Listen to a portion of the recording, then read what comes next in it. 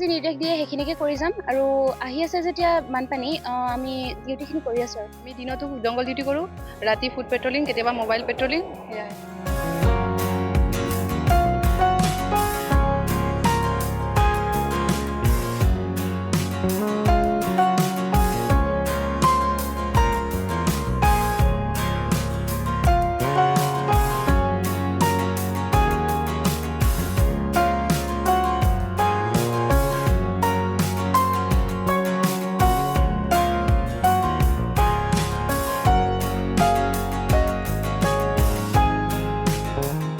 হয়, মই বৰ্তমান উপস্থিত আছোঁ কাজিৰঙা ৰাষ্ট্ৰীয় উদ্যানৰ সংৰক্ষিত বনাঞ্চল পানবাৰী সংৰক্ষিত বনাঞ্চলত মই বৰ্তমান উপস্থিত আছোঁ আৰু মোৰ সৈতে আছে কাজিৰঙাৰ এইসকল নৱনিযুক্ত বন দুৰ্গা বাহিনী, যিহেতু কাজিৰঙালৈ দেশৰ মাননীয় প্ৰধানমন্ত্ৰী নৰেন্দ্ৰ মোদী ডাঙৰীয়া আহিছিল আৰু সেই তেতিয়াই এইসকল মহিলা বনকৰ্মীক বন দুৰ্গা নামেৰে তেওঁলোকক নামাকৰণ কৰা হৈছিল আৰু এইসকল মহিলা বনকৰ্মী বৰ্তমান কাজিৰঙা যি ৩৭নং ৰাষ্ট্ৰীয় ঘাইপথ আছে সেই ঘাইপথত তেওঁলোকে কৰ্তব্য সম্পাদন কৰি আছে, দিনে নিশাই একাকাৰ কৰি পেলাই এই ৰাষ্ট্ৰীয় উদ্যানৰ যি জীৱকুল সেই জীৱকুলৰ সুৰক্ষাৰ স্বাৰ্থত এই ৩৭নং ঘাইপথত এই যি এনিমেল কৰিডৰ আছে পানবাৰী সংৰক্ষিত বনাঞ্চলৰ যি এনিমেল কৰিডৰ সেই এনিমেল কৰিডৰত যিহেতু বানৰ সময়ত বন্যজন্তু ৩৭নং ঘাইপথ অতিক্ৰম কৰি দক্ষিণে থকা যি কাৰ্বি পাহাৰ সেই কাৰ্বি পাহাৰৰ দিশে গতি কৰে আৰু গতি কৰাৰ সময়ছোৱাত যাতে এই বাহনৰ খুন্দাত যাতে কোনো বন্যজন্তু আঘাতপ্ৰাপ্ত নহয় তাৰ প্ৰতি লক্ষ্য ৰাখি এইসকল মহিলা বনকৰ্মীয়ে দিনে নিশাই বন্যজন্তু সুৰক্ষাৰ স্বাৰ্থত তেওঁলোকে ৩৭নং ঘাইপথত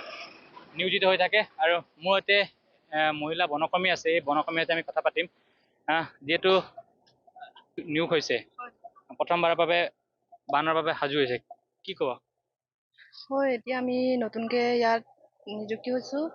এবছৰ হৈছেহে আমাৰ, এতিয়ালৈকেতো আমি বানপানীৰ পৰিস্থিতি পোৱা নাই, এতিয়া পামহে। আৰু আমি এনিমেল কৰিডৰ যিটো এৰিয়া, ইয়াতে জীৱ জন্তু অহা যোৱা কৰিয়ে থাকে, আমি সেইবিলাক চাই চিতি এনেই ডিউটি কৰিব লাগিব।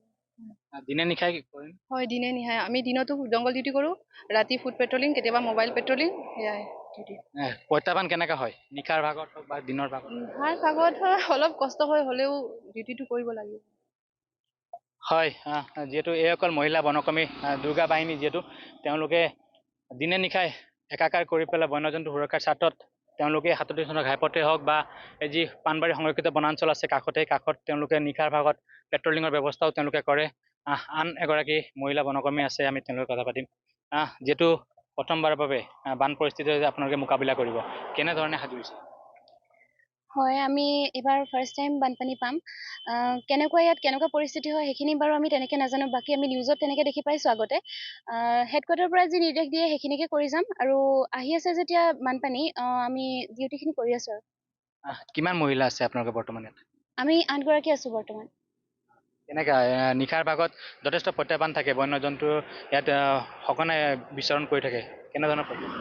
হয়, বন্যজন্তু এইখিনি এনিমেল কৰিডৰ যেতিয়া এইখিনিতো থাকেই, বিশেষকৈ বৰষুণ বতৰত আমাৰ অকণ প্ৰব্লেম হয়, কাৰণ তেতিয়া আমাৰ হাতীখিনি ৰাস্তাটো এনেকৈ মানে ওচৰত থাকেহি, অলপ ভয় লাগে। তথাপিতো আমাক এতিয়া মহাৰাষ্ট্ৰ দিছে যেতিয়া আমি হয়, যিহেতু নিজ ইচ্ছাৰে এই মহিলা বনকৰ্মীয়ে বন্যজন্তু সুৰক্ষাৰ স্বাৰ্থত ওলাই আহিছে আৰু এনেধৰণে আচলতে দিনে নিশাই তেওঁলোকে যি কৰিডৰ সেই কৰিডৰত তেওঁলোকে কৰ্তব্য সম্পাদন কৰি আছে আৰু যিহেতু বাৰিষা অহাৰ লগে লগে বন্যজন্তুৰ যি কৰিডৰত যি আহ-যাহ সেই আহ-যাহ বৃদ্ধি পোৱা দেখিবলৈ পোৱা যায় আৰু এনেধৰণে এতিয়া কাজিৰঙাৰ যি ৩৭নং ঘাইপথ আছে ঘাইপথত চেঞ্চৰসমূহ সক্ৰিয় হৈ উঠিছে আৰু সক্ৰিয় হোৱাৰ সমান্তৰালকৈ যিসকল মহিলা বনকৰ্মী এই মহিলা বনকৰ্মী এতিয়া দিনে নিশাই বন্যজন্তু সুৰক্ষাৰ স্বাৰ্থত এই ৩৭নং ঘাইপথত ভৰ্তি হৈ থকা দেখিবলৈ পোৱা গৈছে।